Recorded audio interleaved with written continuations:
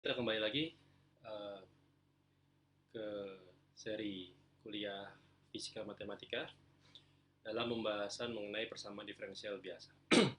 Jadi saya rasa dengan segala keterbatasan, maka saya memutuskan sepertinya pembahasan mengenai materi persamaan diferensial biasa ini sudah cukup lengkap saya cover.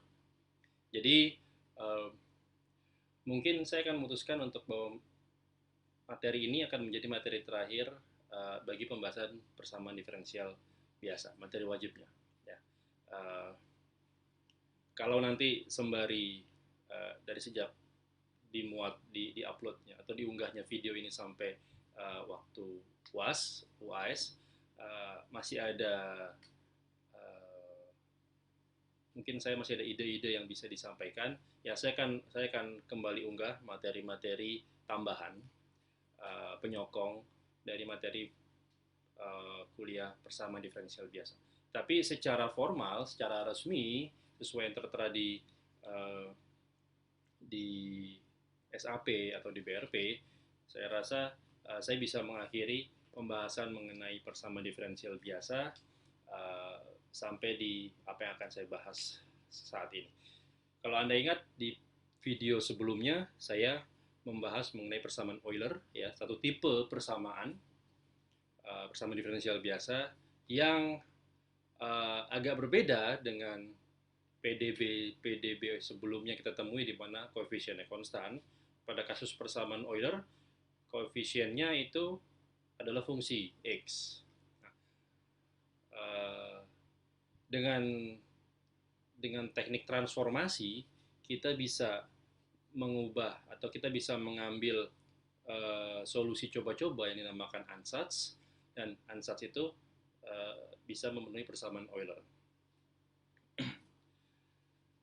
Nah, di video kali ini saya akan membahas teknik lain yang bisa juga kita gunakan untuk metode sebagai cara untuk mencari solusi persamaan diferensial. Dan sebenarnya teknik ini adalah teknik yang cukup applicable dalam arti nanti di FISMA 3, di Fisika Matematika 3, ketika Anda bertemu dengan apa yang dinamakan sebagai fungsi khusus, ya, ada yang namanya fungsi Bessel, ada yang namanya polinomial Legendre, maaf ya, ada yang namanya persamaan diferensial Bessel yang solusi nanti fungsi Bessel, ada yang namanya persamaan Legendre, persamaan diferensial Legendre yang solusinya adalah uh, polinomial Legendre, ada persamaan Hermite yang solusi adalah polinomial Hermite, ya, ada persamaan diferensial Laguerre yang solusinya adalah polinomial Laguerre dan lain sebagainya, ya. Di FISMA 3 kalian Anda akan belajar bahwa salah satu cara untuk mencari solusi-solusi tersebut adalah dengan metode yang akan saya bahas hari ini, yaitu metode Frobenius. Metode Frobenius ini juga lazim disebut sebagai metode deret Tahingga, infinite series.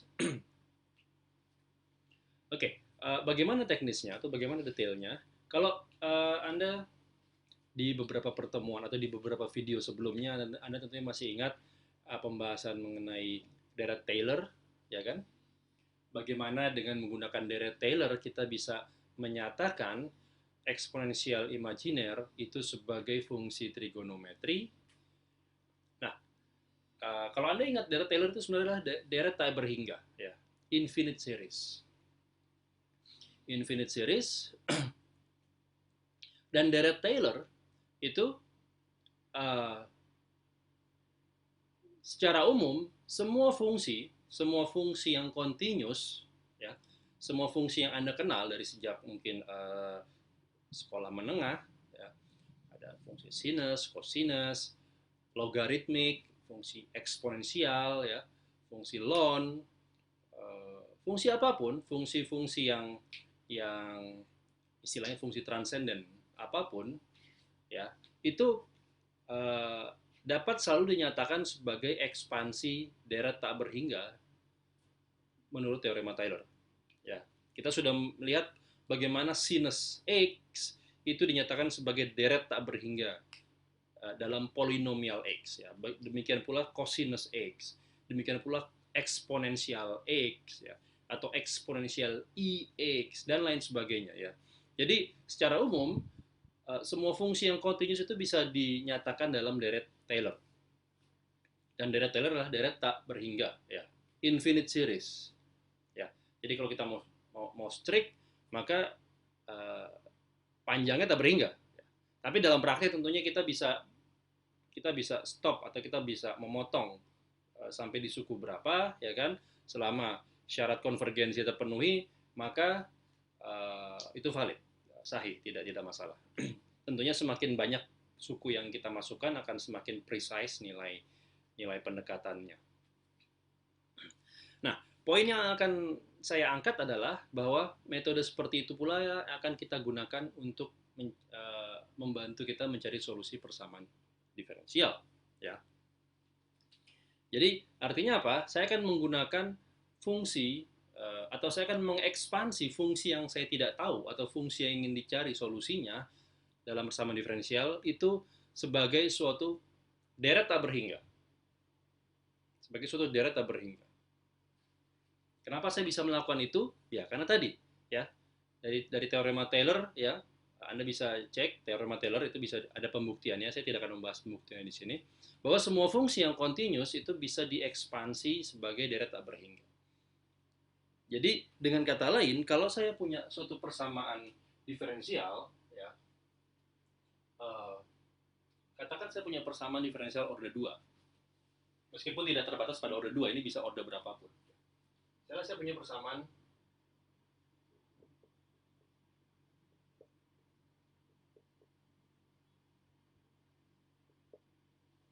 saya ambil kasus yang homogen dulu. Nah, ya tentu ini bergantung pada koefisien A2, A1, dan A0-nya, ya kan? A2, A1, dan A0.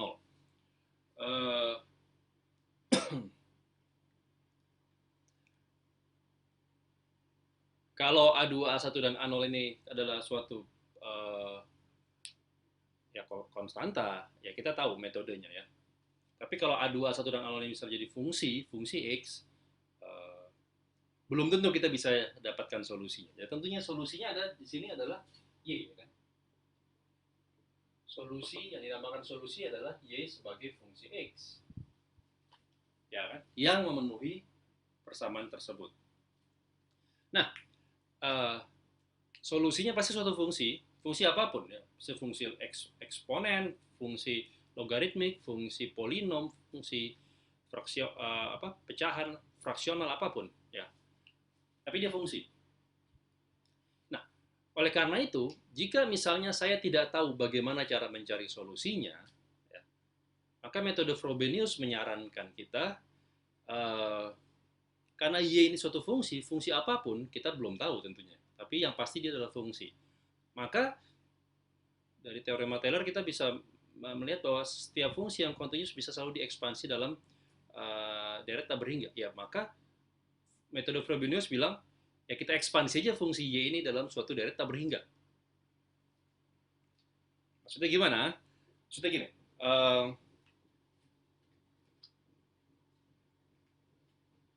saya akan nulis Y X ini sebagai saya tulisnya, saya namakan C aja ya, C C0 gitu ya, ditambah C1 X ditambah C2 X kuadrat ditambah C3 X pangkat 3 dan seterusnya. Ini seterusnya ini berarti memanjang sampai tak berhingga ya. Ini deret tak berhingga. Atau dengan kata lain, saya bisa tulis dia sebagai n dari 0 sampai tak berhingga Cn X pangkat n. Oke. Artinya apa? Artinya saya mengekspansi fungsi Y ini ke dalam deret tak berhingga terhadap X. Dalam bentuk polinomial X. Dalam bentuk polinomial X. Nah, Cn ini C1, C0, C1, C2, C3 dan seterusnya. Oke. Ini adalah koefisien dari deret tak berhingga ini. Ya. Kalau Anda ingat, misalnya sinus X itu sinus X kalau kita ekspansi dalam deret Taylor ini kan bisa dinyatakan sebagai 1 min X pangkat 3 3 faktorial plus X pangkat 5 per 5 faktorial ya, min X pangkat 7 per 7 faktorial plus seterusnya. Pangkat-pangkat yang ganjil. Sementara kalau cosinus X, kalau saya ekspansi dalam deret Taylor, ini akan bisa ditulis, ini bukan 1, tapi X, maaf. Ini adalah X pangkat 1, X pangkat 3, X pangkat 5, X pangkat 7, selanjutnya adalah X pangkat 9, dan seterusnya. Sedangkan cos X ini dapat diekspansi dalam deret polinomial yang sukunya genap saja. Ya, seperti 1 min X kuadrat per 2 faktorial plus X pangkat 4 per 4 faktorial ya, min X pangkat 6 per 6 faktorial plus ya, Anda bisa tebak selanjutnya adalah X pangkat 8 per 8 faktorial dan seterusnya. Ya. Ini saya ambil dua contoh fungsi yang bisa diekspansi dalam deret Taylor. Jadi Anda lihat di sini, secara umum semua fungsi ini memenuhi bentuk umum seperti ini. Cn dikali X pangkat N. Yang membedakan antara sinus dan kosinus itu apanya?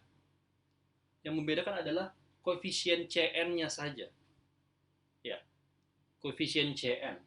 Pada kasus sinus, Cn-nya ini nilainya adalah C0-nya 0, C1-nya 1, C2-nya 0, C3-nya adalah min sepertiga faktorial, ya.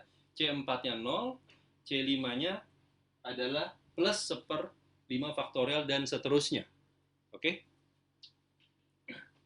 Sementara untuk cosinus X, maka Cn-nya nilainya adalah C0-nya adalah 1, C1-nya adalah 0 karena tidak ada suku X pangkat 1, C2-nya adalah min 1/2 faktorial, C3-nya 0 lagi, C4-nya adalah plus 1/4 faktorial, dan seterusnya. Jadi Anda lihat, semua fungsi dapat saya ekspansi dalam bentuk seperti ini. Yang membedakan satu fungsi dengan fungsi yang lain hanyalah ekspresi Cn-nya. Nilai Cn-nya setiap sukunya yang berbeda itulah yang akan menentukan fungsi apa. Dan umumnya setiap fungsi tentunya akan memiliki nilai Cn yang berbeda dari fungsi yang lain. Oke, paham? Jadi sekarang kembali ke problem kita, saya selalu bisa mengekspansi solusi dari suatu persamaan diferensial dalam suatu deret tak berhingga. Tugas saya adalah tinggal menentukan apa koefisien Cn-nya tersebut. Kalau saya bisa menentukan koefisien Cn untuk semua n, maka selesai. Karena dengan demikian, saya sudah punya fungsi yang unik dengan Cn tertentu. Paham sampai sini? Ini ide dasarnya dulu. Ide dasarnya bagaimana kita bisa, atau bagaimana metode ini bisa membantu kita mencari solusi persamaan diferensial. Oke? Nah,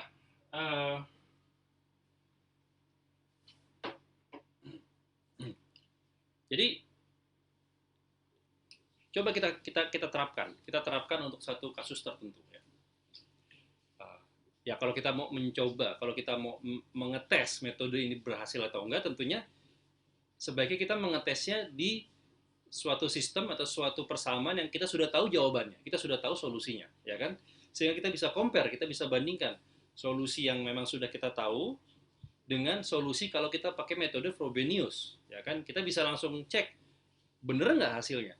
Kalau metode Frobenius sudah benar, ya berarti harusnya solusi yang kita dapatkan ekuivalen atau identik dengan solusi yang memang sudah diketahui.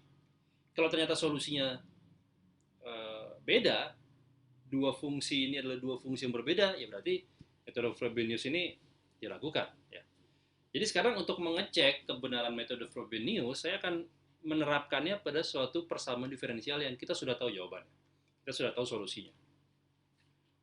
Apa misalnya saya akan mengambil persamaan diferensial yang simpel, misalnya persamaan osilasi harmonik. Nah, kalau Anda lihat osilasi harmonik itu bisa ditulis seperti ini kan. Ya, ini omega kuadrat adalah konstanta, ya. Y adalah fungsi dari X. Anda sudah tahu solusinya ini. Solusinya Y sebagai fungsi X ini adalah konstanta dikali sinus omega T ditambah konstanta lain dikali kosinus omega T. Ya kan? Atau kalau mau Anda nyatakan dalam bentuk eksponensial imajiner juga boleh, nggak ada masalah. Tapi kalau kita mau melihat bagaimana interpretasi fisikanya dengan lebih jelas, ya lebih mudah dinyatakan dalam sinus dan kosinus, ya kan? Karena dari sinus dan kosinus kita bisa dengan gamblang melihat bahwa solusinya adalah memang osilasi. Dan omega ini bisa diidentifikasi sebagai kecepatan angular atau frekuensi sudut dari sistem. Oke, ini kita sudah tahu solusinya. Ya, ini yang oleh karena itu maka saya akan menerapkan metode Frobenius ke dalam persamaan ini, persamaan diferensial osilasi harmonik. PDB order 2, linear dan homogen. Nah, saya akan mengambil istilahnya ansatz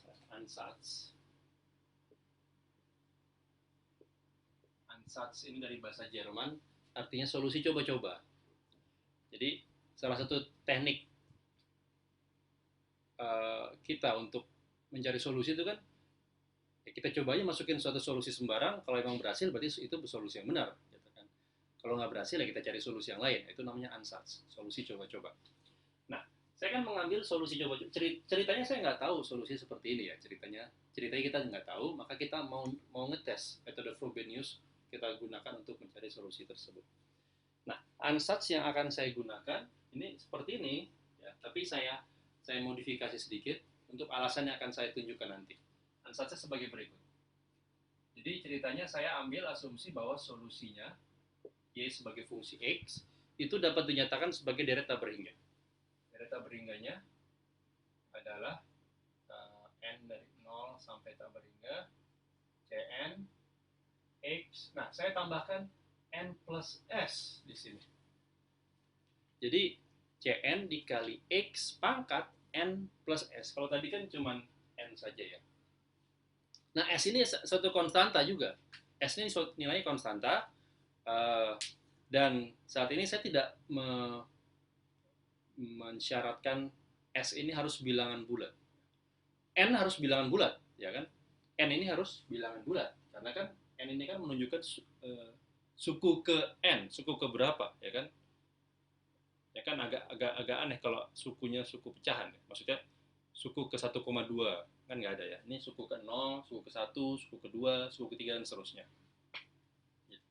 Jadi N harus bilangan bulat, tapi S di sini saya tidak membuat asumsi apapun. Jadi dia bisa bilangan bulat, dia bisa bilangan rasional. Oke. Kenapa saya masih sisipkan S di sini? Ini akan saya jelaskan nanti sembari berjalan. Oke, jadi inilah bentuk ansatz kita, bentuk ekspansi dari fungsi solusi kita. Nah, seperti tadi saya katakan, tugas kita tinggal menentukan koefisien Cn-nya. Ya kan? Karena kalau koefisien Cn-nya sudah tahu, maka dengan kata lain fungsi tersebut sudah bisa dinyatakan sebagai suatu fungsi yang unik, ya, yang beda dari fungsi yang lain, ya kan?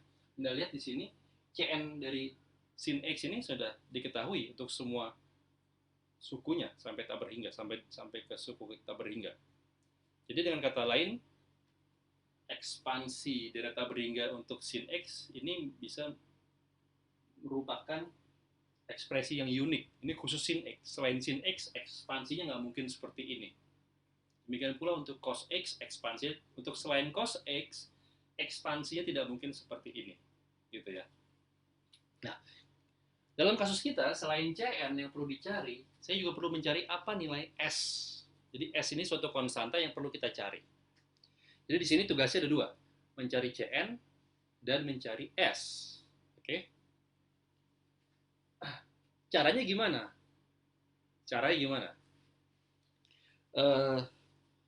Caranya adalah, ya paling gampang caranya adalah, karena ini adalah solusi coba-coba, untuk membuktikan bahwa ini memang solusi, ya paling gampang kita masukkan lagi solusi ini ke dalam persamaan. Ya kan, by definition kalau dia Y adalah suatu solusi dari persamaan ini, maka kalau saya masukkan Y-nya ke dalam, maka akan menghasilkan ruas kirinya sama dengan 0. Sama dengan ruas kanan, ya kan? Kalau nggak 0 ya berarti ini bukan solusi. Solusi yang kita ambil salah. Gitu. Jadi seperti itu.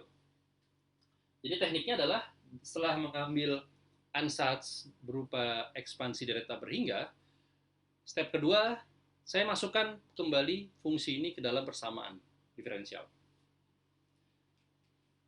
Cara gimana? Ya caranya di sini saya butuh fungsi itu sendiri dan saya butuh turunan kedua dari fungsi tersebut. Maka saya turunkan dulu ini 2 kali. Ini fungsinya seperti ini, maka turunan keduanya seperti apa? Ya aksennya. Atau gini deh,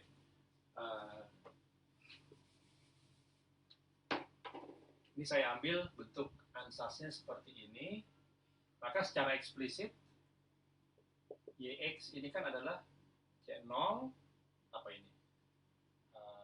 X0, tapi ada S, jadi X pangkat S gitu ya, ditambah C1, X pangkat S plus 1 ya, 1 plus C2 X pangkat S plus 2 plus C3 X pangkat S plus 3 dan seterusnya sampai tak berhingga ya.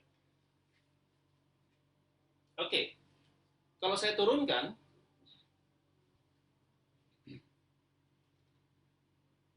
oke, mungkin akan saya teruskan dulu sebentar ya. Saya teruskan sedikit. C4 X pangkat S plus 4.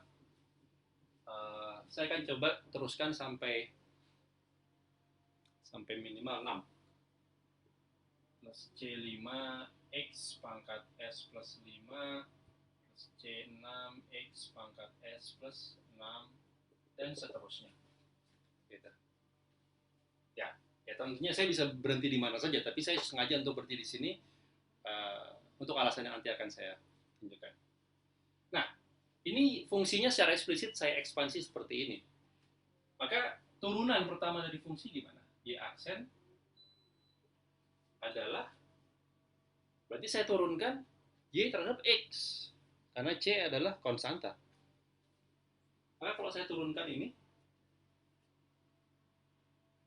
ya Anda bisa lihat dari sini aja. Anda bisa turunkan, maka di sini saya tulis, kalau saya turunkan terhadap X, maka saya akan membawa N plus S turun ke bawah. Di sini ada Cn N plus S dikali X pangkat N plus S min 1 gitu ya. Oke. Sekali lagi, kalau saya turunkan sekali lagi, maka saya turunkan kedua kali, berarti saya turunkan ini terhadap X lagi. Ya, maka saya punya Cn, di sini ada N plus S, saya membawa turun N plus S min 1. Jadi N plus S min 1 dikali X pangkat N plus S min 2. Ya kan? Ya udah, ini dan ini saya masukkan ke dalam persamaan karena saya butuhnya turunan kedua dan fungsi itu sendiri. Ya. Nih, saya akan hapus bagian sini.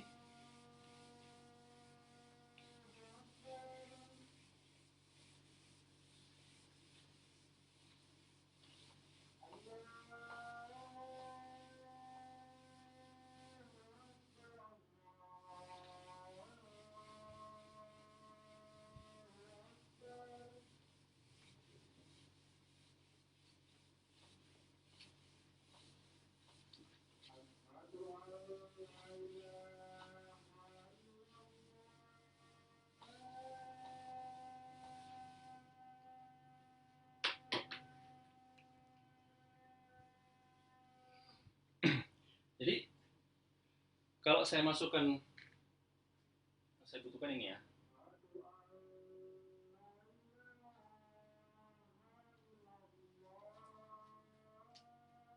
Jadi kalau saya masukkan bentuk ini dan bentuk ini ke dalam sini,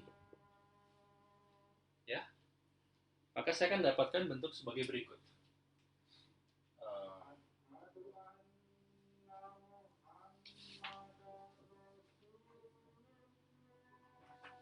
Ini bentuknya ya.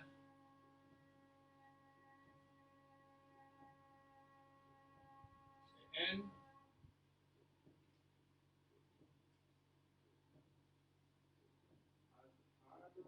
plus S, N plus S min 1, X, N plus S min 2, gitu ya, plus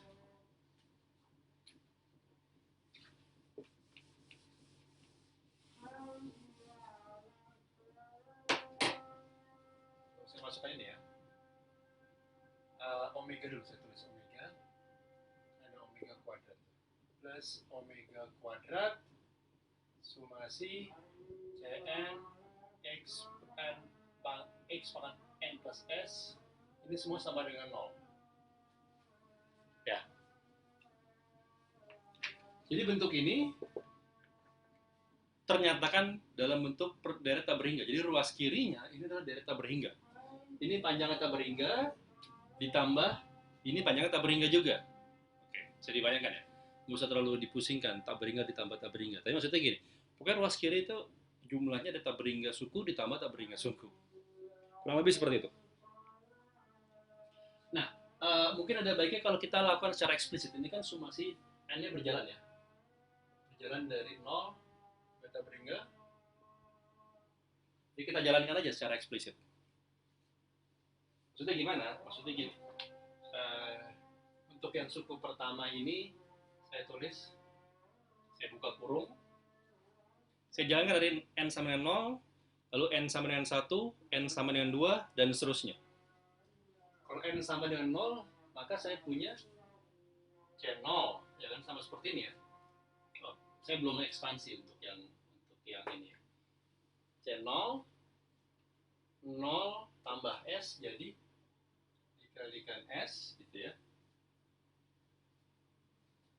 dikalikan 0 ditambah S min 1, berarti saya punya S min 1, N nya 0, maka saya punya X pangkat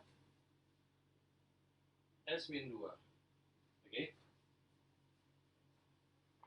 ini sekarang N, tadi N sama 0, sekarang N sama dengan 1, maka saya punya C1 S plus 1 plus S min 1 dikalikan S dikalikan X pangkat S min 1 ya.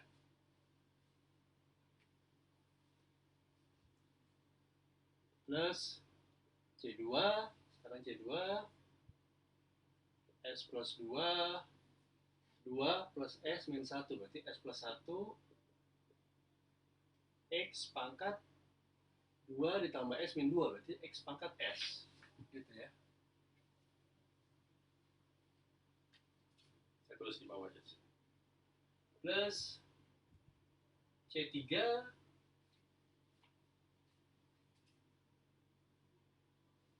S plus 3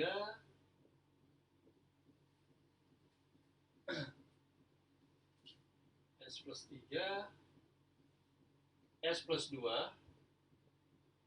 X pangkat S plus 1, ya kan?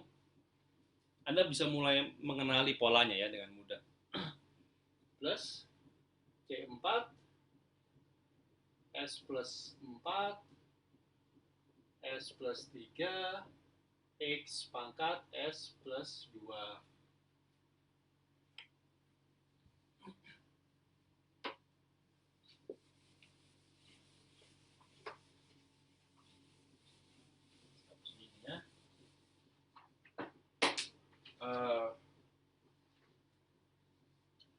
Saya akan coba berhenti di S5,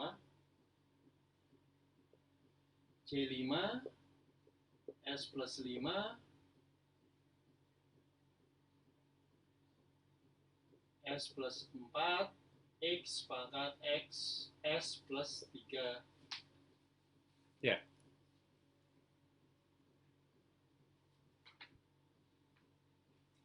Deh. C6 S plus 6 S plus 5 X pangkat S plus 4. Dan seterusnya. Tentunya saya bisa nggak akan berakhir ya. Jadi saya harus memutuskan untuk berhenti di satu titik. Ini baru suku pertama. Jadi yang saya batasi dari kurung siku, ini baru suku pertama. Dan ini saya cuma masukin 6, berapa? 7 suku pertama aja. Dari tak berhingga suku. Dan di sini saya tidak mengambil satu aproksimasi apapun. Jadi saya tidak membuang suku-suku sisanya, enggak. Saya cuma tidak mau nulis saja karena saya tidak bisa nulis semua suku pada akhirnya. Tapi saya tidak membuangnya.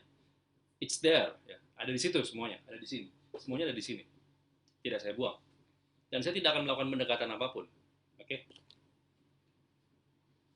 Nah, ini dari suku yang pertama saja. Ini ditambah dari suku yang kedua.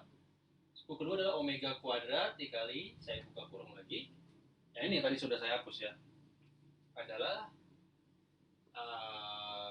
A0 X pangkat S, sorry bukan A, C maksud saya. C0 plus C1 X pangkat S plus 1 plus C2 X pangkat S plus 2 plus C3 X pangkat S plus 3. Ini ada, saya hapus saja.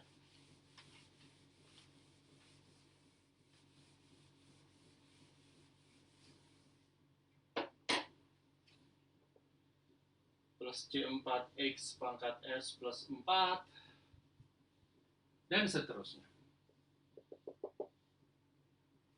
Oke, jadi bisa dipahami ya.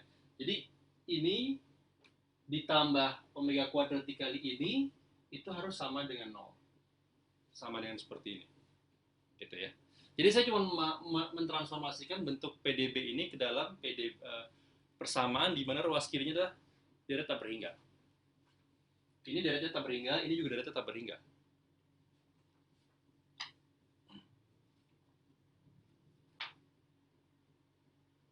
Oke, bisa dipahami? Jadi persamaannya itu biar nggak membingungkan adalah ini.